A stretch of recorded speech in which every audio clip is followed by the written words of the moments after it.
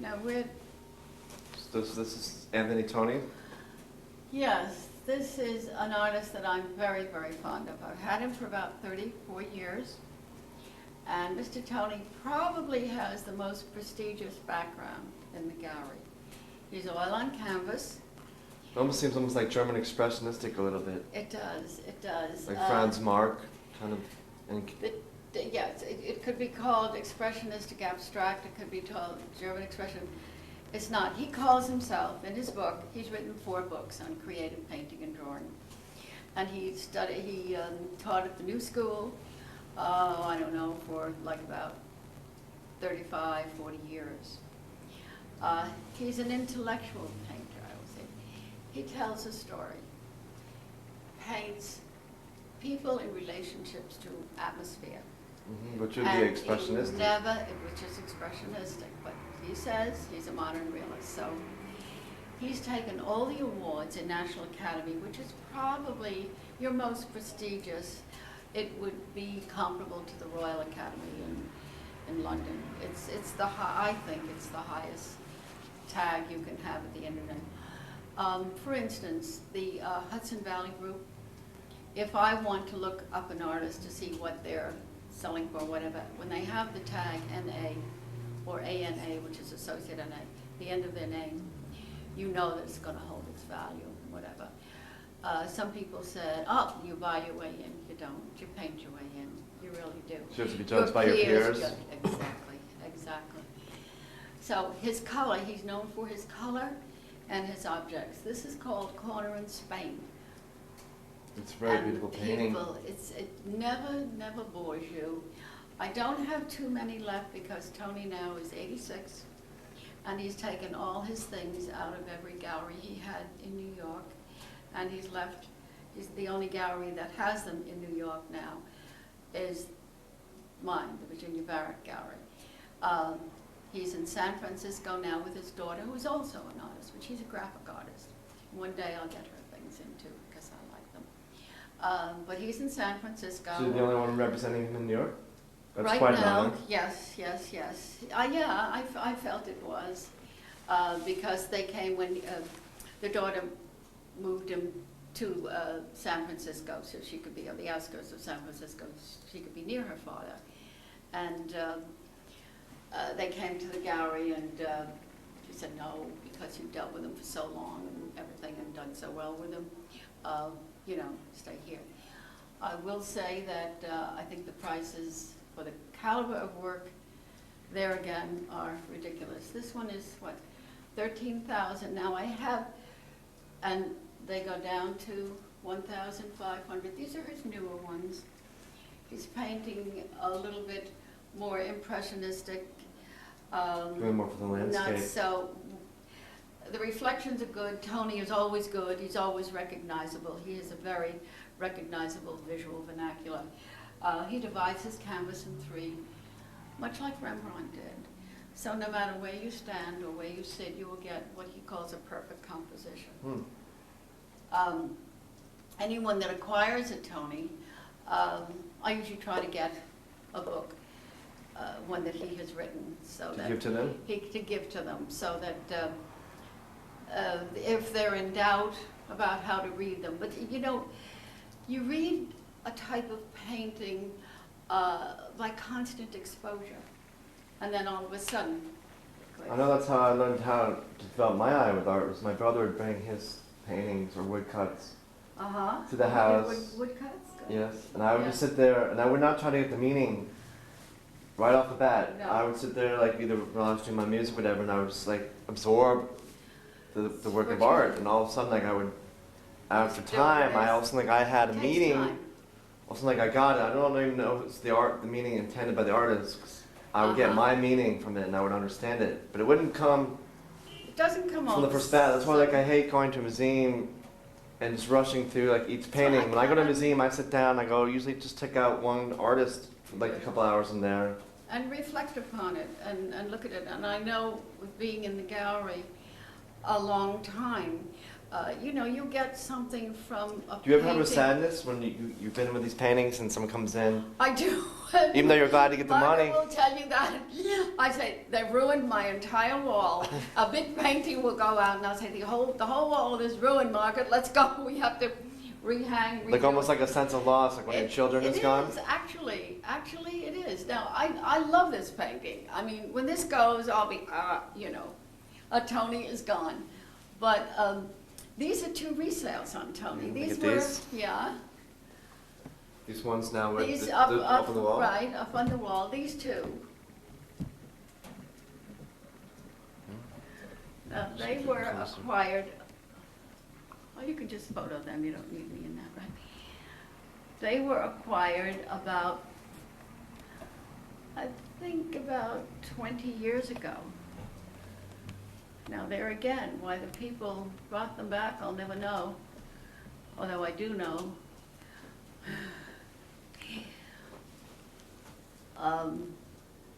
But they have gone up in value. Let's see, I would say 25 years ago, the top one, I guess he paid about maybe $3,000 for it. It's up to $9,000 I'm selling them for. So it's and they should even go beyond that. The second one, the one underneath, is called Alone. And there's a woman sitting with all her goodies that she's acquired all through the years, a well-to-do lady, but she's alone.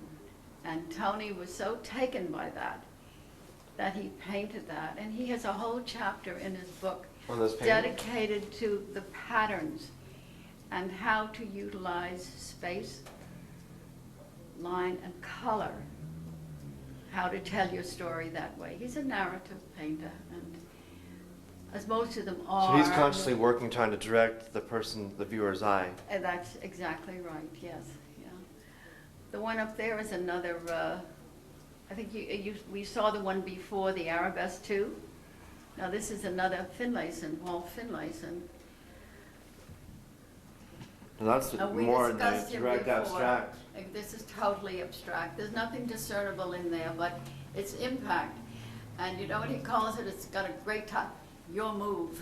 Your move? Your Move. But like with the abstract, it's not so much trying to go for representation now, it's going for the No, but non-representation. there's nothing discernible. You have to just feel it, look at it, and you either, then again, it's up to the patron. She can reject all these or accept them and enjoy them. I just know a lot from abstract. It's like learning how like the shapes relate to each other, as well as the color. It's another vocabulary. You know, you study math, you study languages, you study, and you've got to get the vocabulary. Well, these are visual vocabularies, and some people only stick at one abstraction, you know, one type of painting, and other people will go on to all kinds. I remember when the first time I looked at the Pollock in the Metropolitan Museum.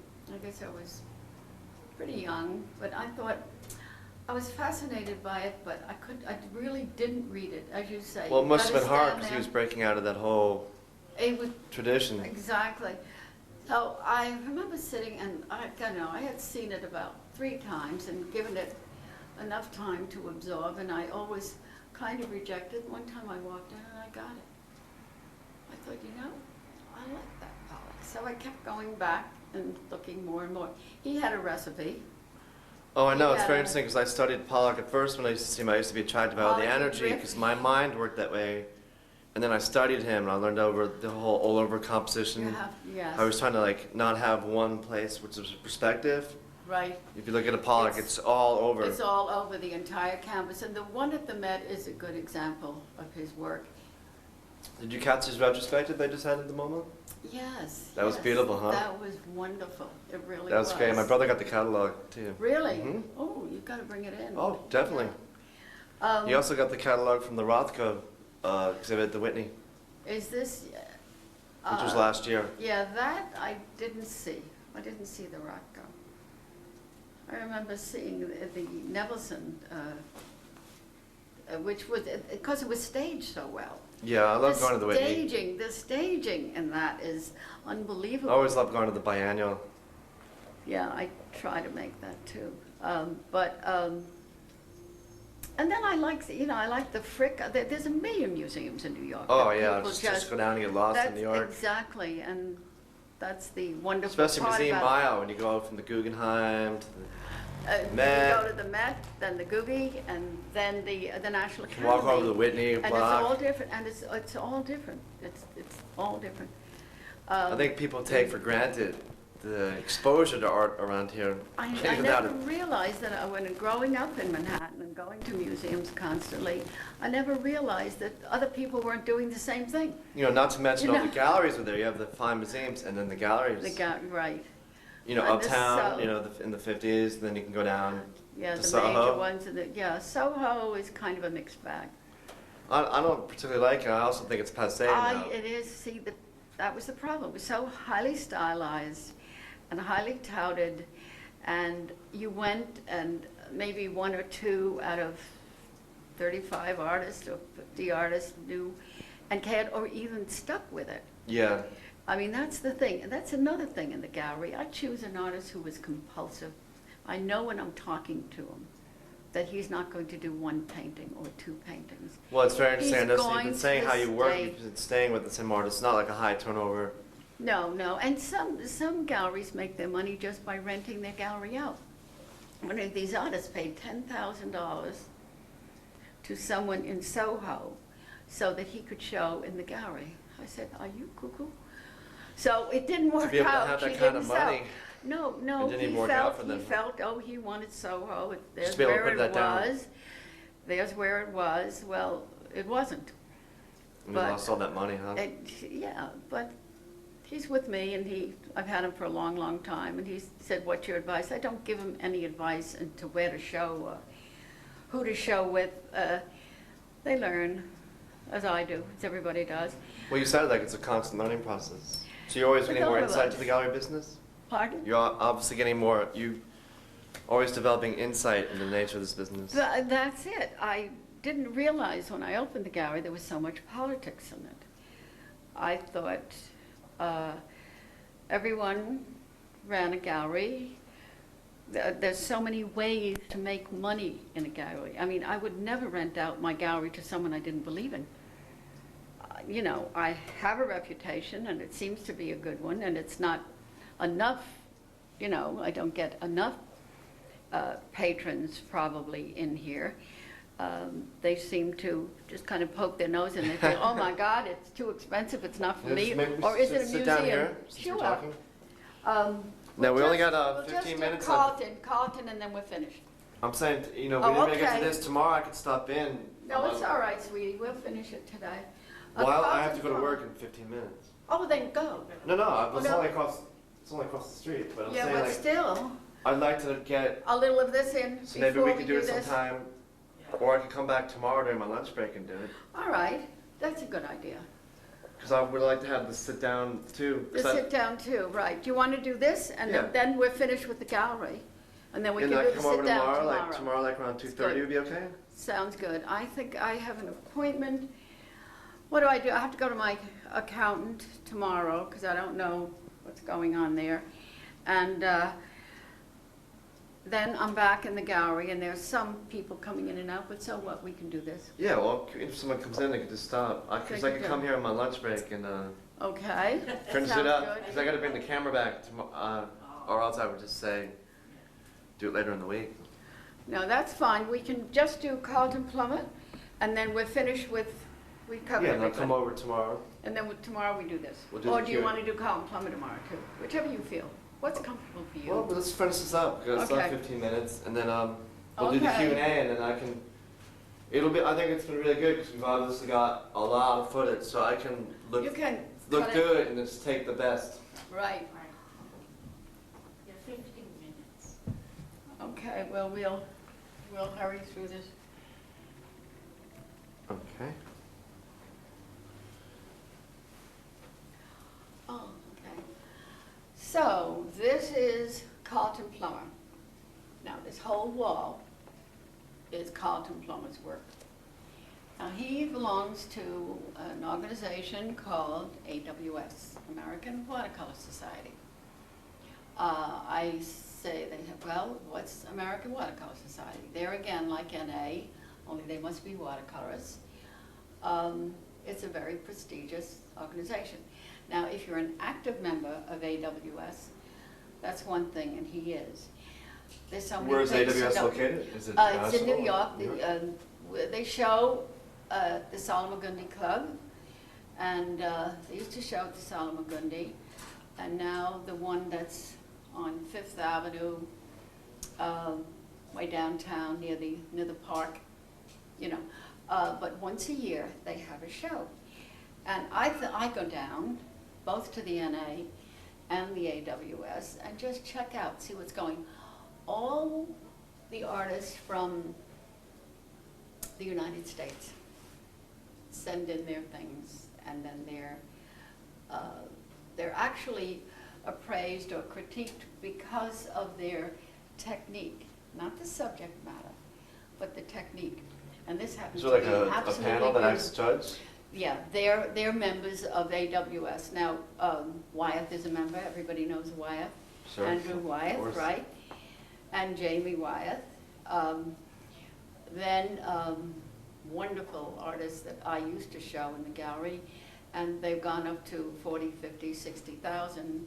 So I can borrow some and show them, or take a patron to the other gallery if they would want to acquire one. Robert Vickery, he's National Academy, and he's also AWS. He does egg tempera on paper. Anything on paper naturally has got to have a glass over it, and has to have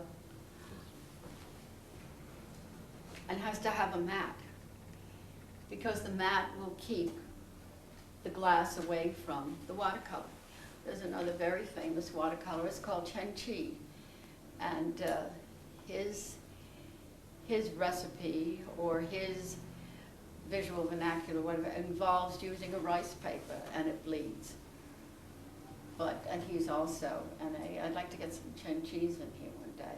That'd be great. I don't know how they, most every artist that I've ever called has never rejected So you showing have a really good here. rapport with the artistic community. Well, if you have Tonys and plumbers and Coates, any of these. Plumber's very famous. Yes. He's written 3 books again, and his glaze technique is exquisite, I think. I've never seen anyone do rocks like this.